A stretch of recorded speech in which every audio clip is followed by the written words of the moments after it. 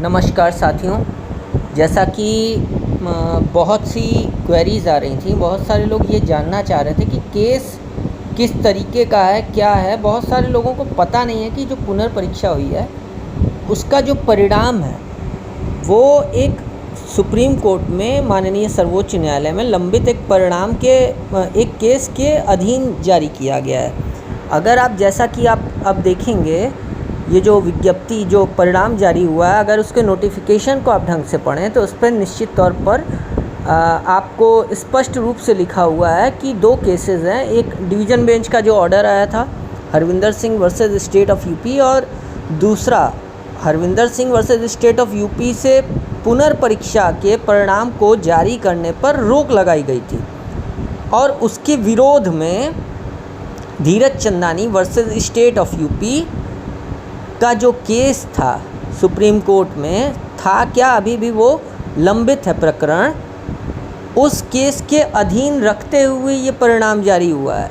मतलब कि साफ तौर पर यह समझा जाना चाहिए कि इस केस के का जो भविष्य में जो भी परिणाम आएगा वही अंतिम चयन और आगे की प्रक्रिया पर लागू होगा। तो जैसा लोग पूछ रहे हैं, जैसे बहुत सारे लोगों को ये नहीं पता कि याची क्या होता है और याची बनना क्यों है। तो भाई, जैसे ये समझने वाली बात है, बहुत सारे फैक्टर्स हैं, ठीक है, बहुत सारे कारण हैं जिसके कारण सुप्रीम कोर्ट में चयनितों को, जिनका नाम साक्षात्कार सूची में है, उन कैंडिडेट्स को इस परिणाम को, जिसके अधीन उनका नाम जारी किया गया है, उसको डिफेंड करना बहुत ज़रूरी है। उसके लिए उनका याची बनना क्यों ज़रूरी है? तो याची बनने के पीछे के बहुत सारे कारण हैं, बहुत सारी आवश्यकताएं हैं। इसके पीछे की आवश्यकता क्या है? पहली आवश्यकता यह है कि कोर्ट के सामने एक मैसेज जाना चाहिए कि पुनर्परीक्षा का जो परिणाम जारी हुआ है इसमें चयनित लोग हैं, और जो चयनित लोगों की संख्या, जो अभ्यर्थी चयन पा करके आ रहे हैं, उनमें से एक अच्छी संख्या के अभ्यर्थियों का भविष्य जुड़ा हुआ है इससे, और वो चाहते हैं कि उनके परिणाम को डिफेंड किया जाए। ठीक, एक एंगल ये है। दूसरा एंगल ये है कि जो अभ्यर्थी इस मामले में केस लड़ रहे हैं, जैसा कि जो मेन पिटीशन में 7-8 अभ्यर्थी ऐसे हैं जो मेन पिटीशन में शामिल हैं, उनको सपोर्ट की ज़रूरत है। 8 लोग सुप्रीम कोर्ट में मुकदमे का निस्तारण केवल अपने दम से करा ले जाएं, ये एक थोड़ा सा जटिल विषय है। क्योंकि देखिए, एक स्पष्ट बात समझनी ज़रूरी है कि अगर यहाँ पे चाहे 5 विषय वाले अभ्यर्थी हों, चाहे 28 विषय वाले अभ्यर्थी हों, उनको ये समझने की आवश्यकता है कि अगर कोई भी नया केस इस मामले में पड़ता है, या किसी तरीके से विरोधी पक्ष या अभ्यर्थियों का कोई और वर्ग इस केस में एक नया एंगल लेकर के आता है और कोशिश करता है कि मामला डिले हो, तो जितना ज़्यादा डिले होगा उतना इस परिणाम पर प्रतिकूल प्रभाव पड़ सकता है। प्रतिकूल मतलब अनफेवरेबल कंडीशंस भी आ सकती हैं। और अगर ये मामला लंबित हुआ, ज़्यादा डिले हुआ, विज्ञापन संख्या 51 ज़्यादा डिले हुआ, तो कहीं ना कहीं ये अभ्यर्थियों का नुकसान है।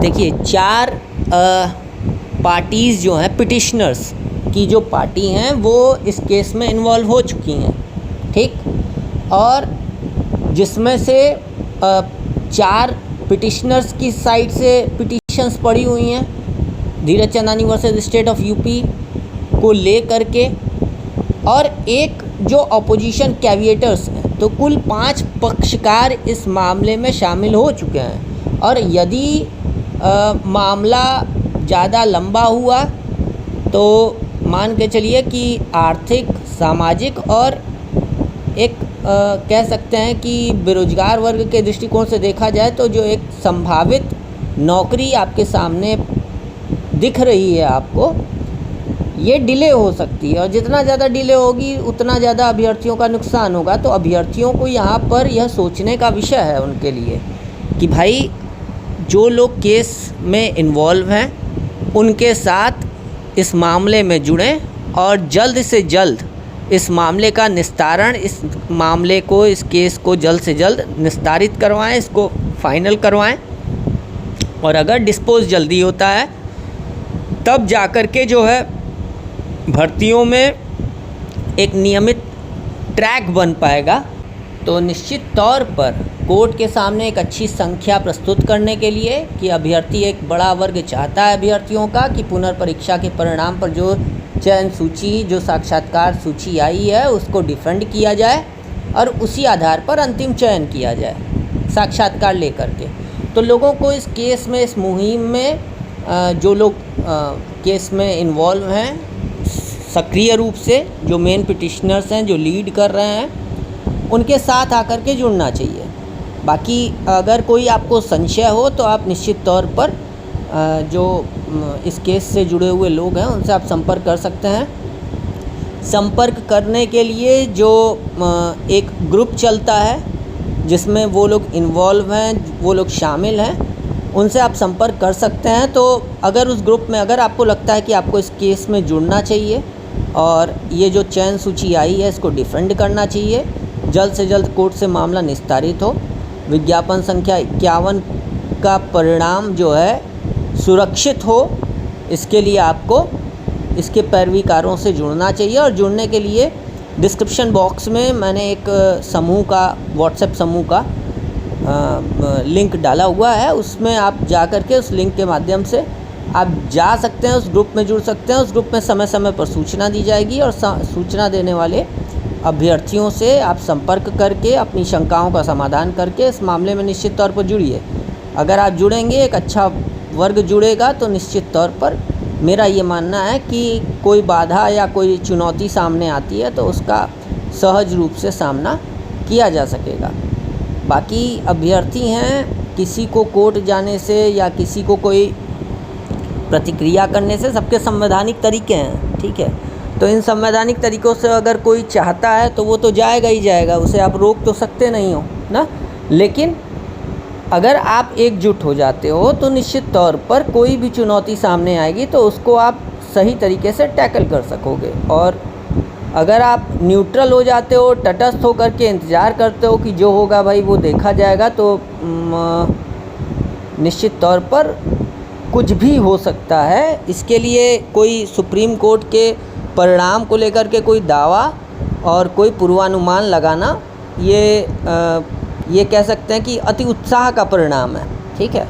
तो इसलिए अति उत्साह से बचते हुए, बहुत ज़्यादा उत्साह में ना आकर के अपना निर्णय लेना चाहिए और केस में आकर के एज अ पिटिशनर जुड़ना चाहिए और लोगों को अपने हक के लिए विचार करना चाहिए कि हमें किस तरीके से अपने केस को डिफेंड करके अपने जो इस प्रोसेस है, पूरी एग्ज़ामिनेशन का जो प्रोसेस है, लास्ट में जो सिलेक्शन प्रोसेस है, इसको फाइनलाइज़ करवा जाए। तो बस यही कहना था आप लोगों से। और डिस्क्रिप्शन बॉक्स में वो लिंक मैं ग्रुप का डाल दूँगा। अगर आप इच्छुक हैं तो निश्चित तौर पर उस ग्रुप में जुड़िए और उस ग्रुप के जो एडमिन पैनल हैं उनसे आप संपर्क करके अपनी शंका का समाधान कर सकते हैं। बाकी अगर कोई अपडेट होती है इस मामले में, कुछ नया निकल कर के आता है या कोर्ट में क्या होता है या और कौन कौन से विधिक दृष्टिकोण आ सकते हैं, विधिक पेंच आ सकते हैं, लीगल एंगल्स सामने आ सकते हैं, इसके साथ अपने अगले वीडियो में हम इसी प्लेटफॉर्म पर शामिल होंगे, इसी प्लेटफॉर्म पर उपलब्ध रहेंगे। अगर आपको लगता है कि हमारे चैनल से आपको एक अच्छी जानकारी और एक विधिक जानकारी मिल रही है जो आपके लिए उपयोगी हो सकती है, तो निश्चित तौर पर हमारे चैनल को लाइक कीजिए, सब्सक्राइब कीजिए और शेयर कीजिए जो लोग इस मामले से जुड़े हुए हैं। जय हिंद, जय भारत।